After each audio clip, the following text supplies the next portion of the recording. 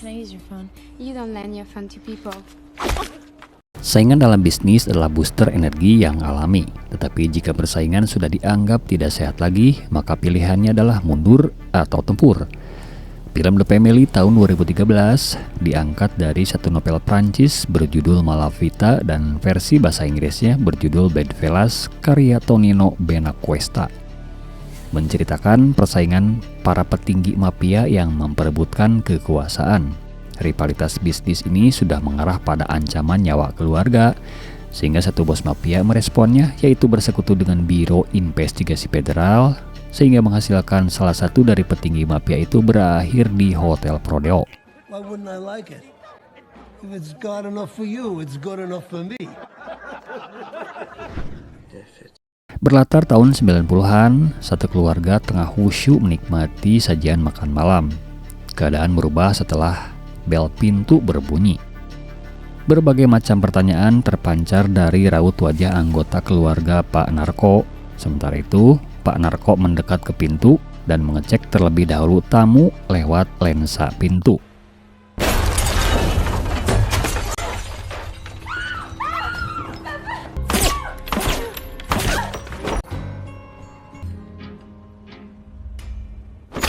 Pintu terbuka dengan cara yang brutal.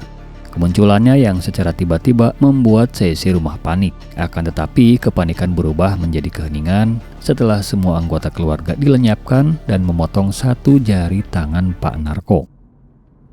Sweetie, wake up. We're here. Over here. That's it up there, right. Berada di tempat yang berbeda, satu sedan berjalan menembus gelapnya malam menuju satu tempat yang terletak di wilayah pinggiran kota Perancis. Setibanya di tujuan, Bella dan Warren lanjut beristirahat, sedangkan Maggie bermaksud membantu pekerjaan Gio, akan tetapi Gio menolaknya. Gio mengubur satu jasad terbungkus plastik dan disaksikan oleh hewan peliharaannya yang sangat setia.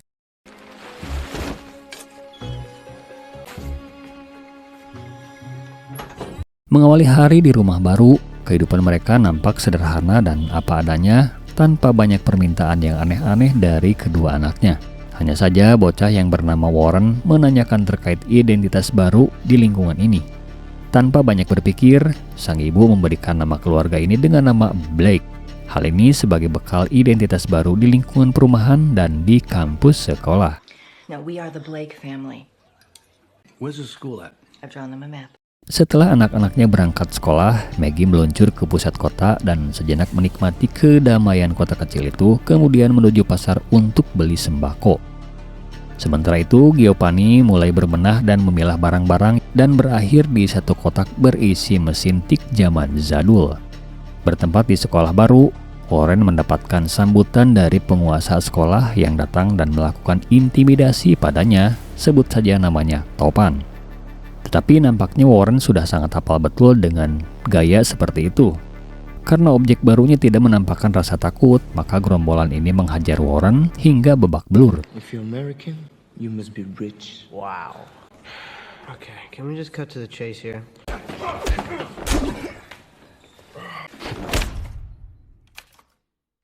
Di saat yang sama, Maggie belanja sembako dan mencoba berkomunikasi dengan bahasa Prancis yang pas-pasan. Di sana hadir juga para emak-emak akamsi yang terjebak dalam circle gibah. Tidak terima dengan obrolan bernada gibah, Maggie melakukan hal yang sangat tidak wajar untuk seorang emak-emak. Hal tersebut dia lakukan sebagai bentuk peringatan pada warga sekitar agar tidak melakukan pergunjingan atau gibah.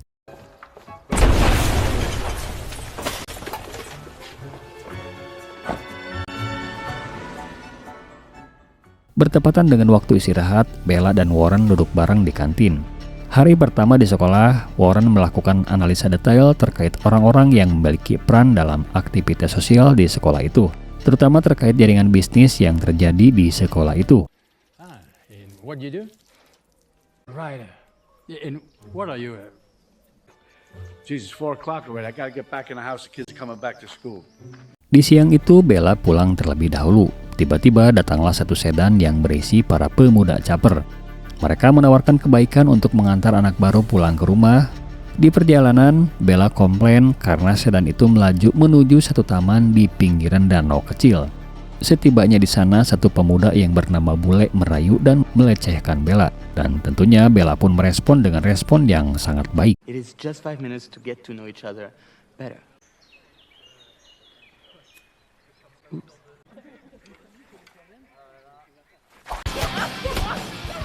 Berbeda tempat, berbeda situasi.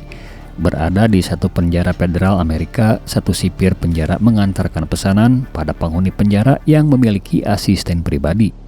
Pesanan tersebut berisi jari telunjuk yang diambil dari almarhum Pak Narko. Sosok yang bernama Don Luces kemudian melakukan scanning sidik jari dan hasilnya sangat membagongkan. Orang suruhannya salah sasaran. About that. I'll keep looking. Berikutnya Gio kedatangan tamu. Robert Stansfield adalah agen Biro Investigasi Federal yang ditugaskan untuk memantau keluarga ini.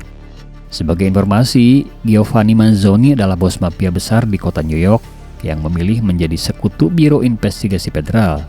Hal itu dia lakukan sebagai langkah perlindungan terhadap keluarganya karena Don Luces menganggap eksistensi Giovanni Manzoni mengancam popularitas, kredibilitas, dan kekuasaannya di dunia mafia. Sehingga Don Luces memutuskan untuk menyingkirkan Gio dan seluruh keluarganya.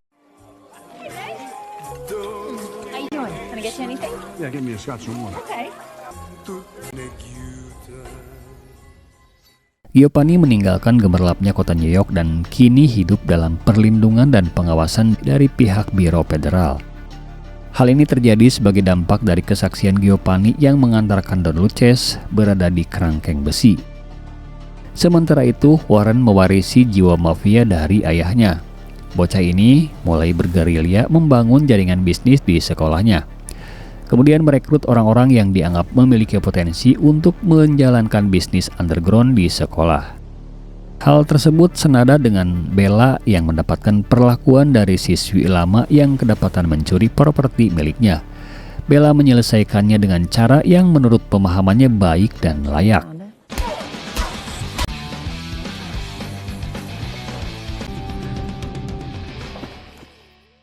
Kedua anak ini tumbuh besar di lingkungan yang terbiasa menyaksikan kerasnya dunia mafia. Saat jam makan siang, mereka kembali bertukar informasi, kemudian Bella pun meminta informasi terkait guru magang. Rupanya Bella menaruh perhatian khusus pada mahasiswa matematika yang menjadi guru magang di sekolah itu. Kehadirannya menjadi bahan perbincangan netizen di sekolah itu. The plumber? You said 5 minutes. That was 45 minutes ago. You know what we say around here. Better late than never. What do I do about the pipes now? For now, Yeah. nothing. But you'd have to take that up with the mayor's office. Dengan alasan keamanan, Giovanni tidak diizinkan untuk bebas keluar rumah, sehingga urusan di rumah menjadi bagian dari tanggung jawabnya termasuk memanggil tukang ledeng.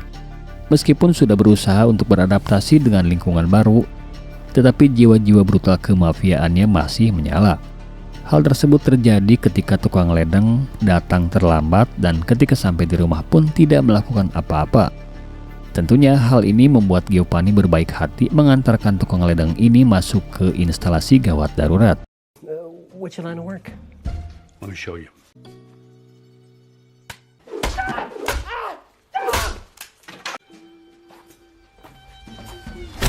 Di sisi lain, demi mendapatkan perhatian dari guru magang, Bella menghadap dan mendaftar sebagai siswi les privat pelajaran matematika. Sementara itu, si Topan melakukan intimidasi pada siswa-siswa yang dianggap lemah. Tetapi nampaknya hari itu adalah hari terakhir praktek perundungan di sekolah itu, karena Warren sudah memiliki kerajaannya sendiri dan memberikan pelajaran secara sistematis, terstruktur dengan rapi. What I don't understand is how I could break his leg like this. I don't know. I'm not a doctor. I'm a writer. Kehadiran tukang ledeng mengantarkan Gio menuju IGD tanpa diketahui oleh tim pemantau. Dokter pun sangat heran dengan luka patah tulang yang dialami oleh tukang ledeng. Di saat yang sama, Vinnie Carpres mengunjungi keluarga Madame Mangin dengan tujuan menanyakan keluarga yang menyewa rumah tua yang berada di pinggiran Prancis. Tentunya si Madame memberikan info terupdate terkait keluarga yang menyewa di rumahnya. Dan menceritakan pula suaminya tidak kunjung kembali pasca rumahnya disewa oleh Giovanni Manzoni. Satu anggota keluarga menanyakan lencana resmi penyidik. Tentunya Vinegar Press pun tidak keberatan untuk menunjukkan lencana penyidik miliknya. Hey, who are you looking for really? Can I see your badge? Sure.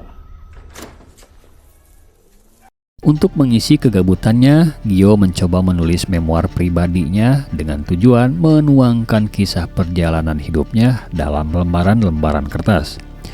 Gio mengisahkan karakter dirinya yang sangat baik, tetapi menurut pendapat pribadinya. Dalam tulisannya, dia mengklaim bahwa dirinya orang yang belak-belakan jujur apa adanya, kemudian tidak pernah menyalahkan orang lain. Setiap tugas yang dikerjakan dibereskan sampai tuntas, tidak pernah menghina orang yang takut padanya, tidak pernah mengkhianati orang yang memberinya kekuasaan, tidak pernah mencelakakan orang lain. Hidupnya tidak memakai aturan hukum, selalu memberikan penghargaan pada sesiapapun yang mengikutinya, lingkungan aman dan nyaman ketika dirinya masih berkuasa, selalu ada alasan untuk memberikan peringatan keras pada sesiapa saja yang melanggar aturan. Say, who's this Henry you invited? He's this teacher at the school. Private lessons. Untuk mempererat tali silaturahmi antar warga sekitar, Maggie mengundang semua tetangganya untuk acara barbeque di rumahnya, termasuk 2 orang pengawas dari Biro Investigasi. Selaku tuan rumah, Gio bercengkrama dengan bapak-bapak sosialita akamsi, dan bapak-bapak akamsi melakukan candaan yang bernada hinaan. Beruntung, agen Robert Stansfield datang tepat waktu untuk menyelamatkan bapak-bapak akamsi dari reaksi negatif Giovanni.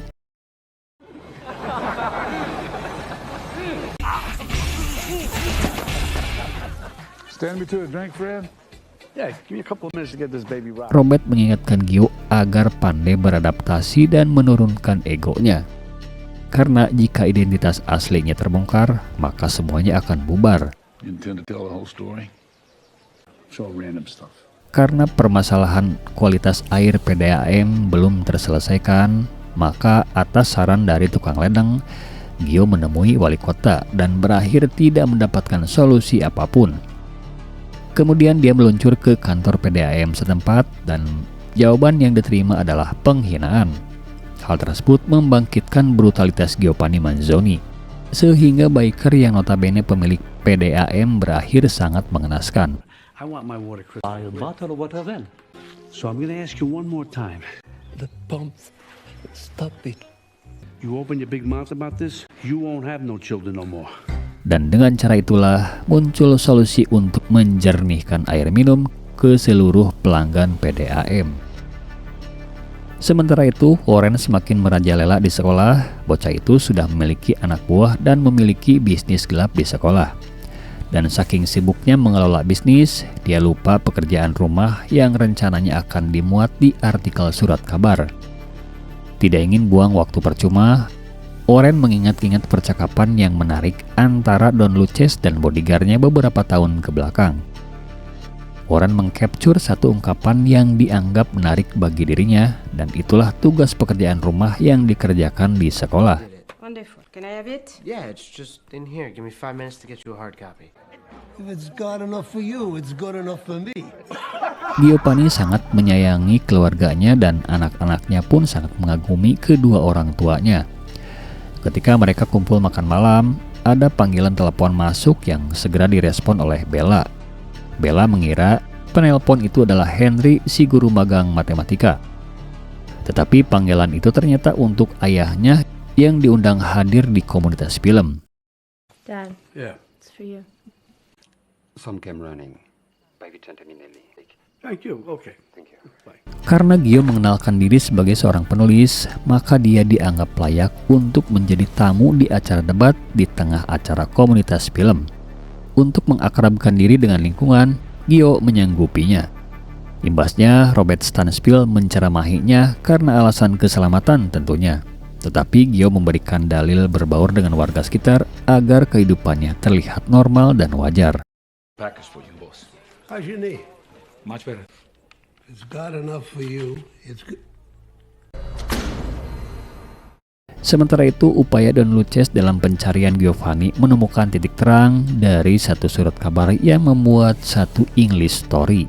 Dan dari story itu adalah penggalan dari storynya orang Rusia yang menjadi bahasan Don Luces beberapa tahun ke belakang. Sementara itu, Warren mendapatkan panggilan dari komite sekolah dan hari itu dia mendapatkan ceramah dari kepala sekolah karena banyaknya pengaduan dari berbagai kalangan. Warren dianggap membuat kekacauan di sekolah itu. What's he doing?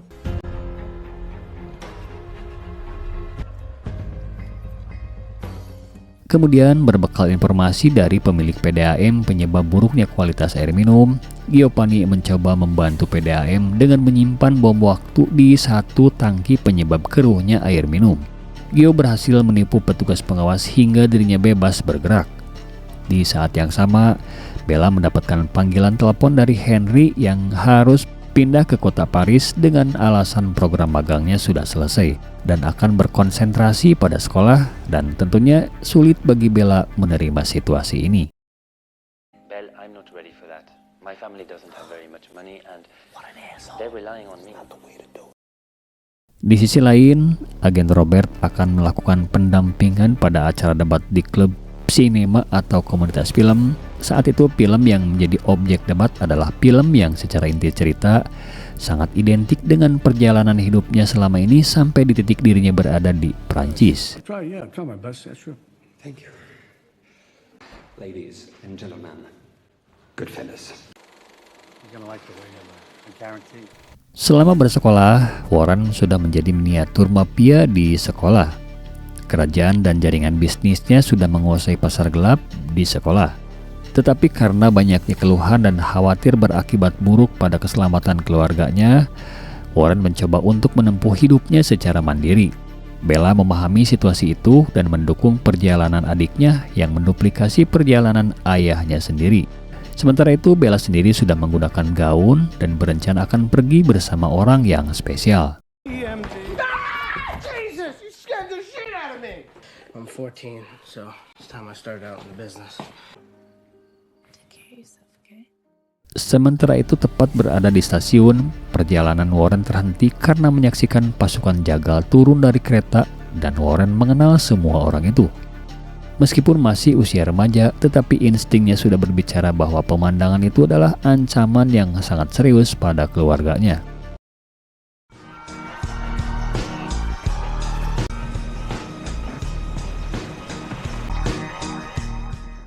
Rupanya Don Luces mengirim pasukan yang dipimpin oleh Pini Carpres yang langsung menginstruksikan agar melumpuhkan sarana-sarana vital seperti kantor polisi setempat dan kantor damkar.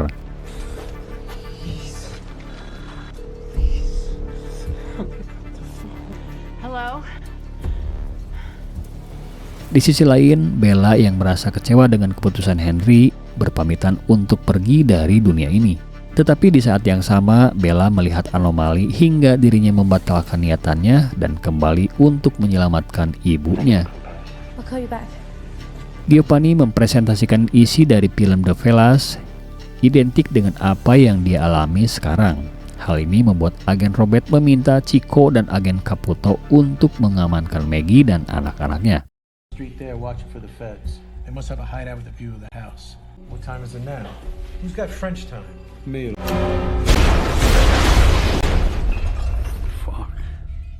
Pasukan yang dipimpin oleh Pini kembali berkumpul setelah melumpuhkan kantor polisi dan kantor damkar.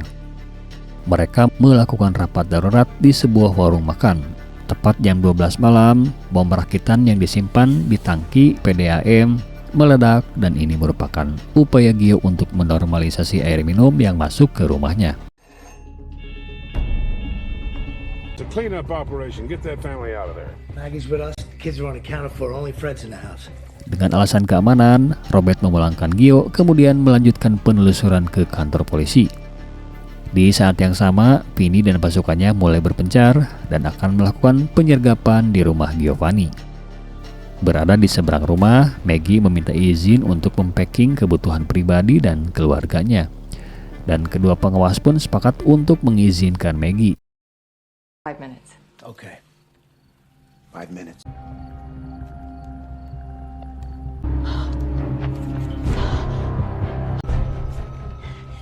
Tetapi baru saja keluar dari pintu rumah pengawas, Maggie melihat dua orang lelaki tengah berjalan di remangnya malam. Akhirnya Maggie kembali masuk ke rumah pengawas dan agen Chico dan agen Caputo pun segera bersiaga penuh.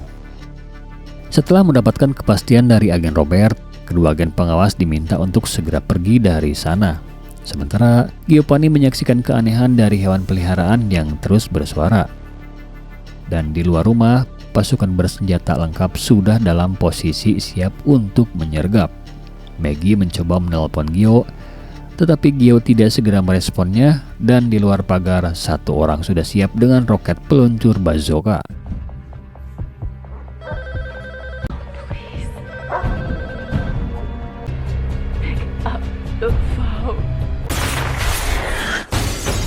Rumah kontrakan pun rata dengan tanah. Agen Chico dan agen Caputo segera menyiapkan senjata taktis untuk mengamankan Maggie.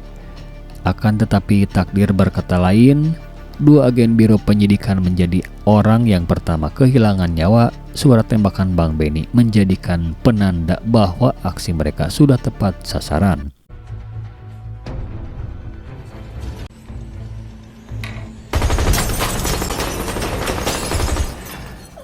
Di luar sana ada satu orang yang ditugaskan untuk membersihkan saksi mata. Para tetangga yang keluar rumah menjadi sasaran.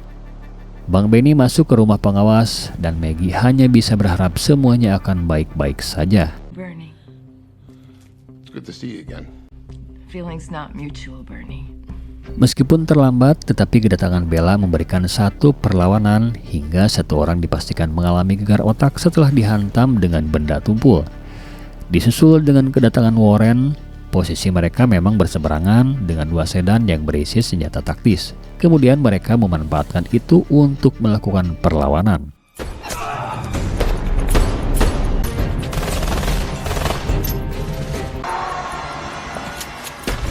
Meskipun tidak seimbang, tetapi kehadiran Bella dan Warren cukup merepotkan pasukan penyergap. Beberapa orang mafia lumpuh di tangan Bella dan Warren. Berbeda situasi dengan Gio yang kelelahan dalam menaklukkan Bang Benny. Melihat keadaan ini, Maggie berinisiatif untuk membantu suaminya.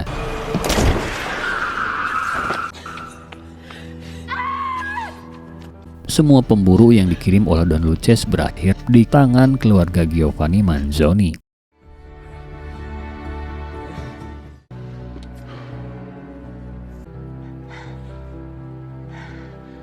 Pasca kejadian ini, Giovanni beserta keluarganya kembali melakukan perjalanan menuju tempat yang baru yang lebih aman dan nyaman. Dan film pun berakhir meskipun endingnya masih menggantung. It's like getting caught outside in a storm. You just have to avoid being hit by the lightning. Oke, semoga menjadi tayangan yang memberikan insight positif dari film ini. Wassalamualaikum warahmatullahi wabarakatuh.